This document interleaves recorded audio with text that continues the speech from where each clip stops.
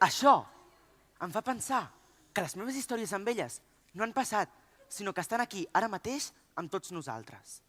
Sent així, el present, el reflex del passat. També m'agrada pensar que el futur ja és aquí. Sent així, potser el futur el reflex del present? Són les 1:08 del matí. I em pregunto, ara és hora de què?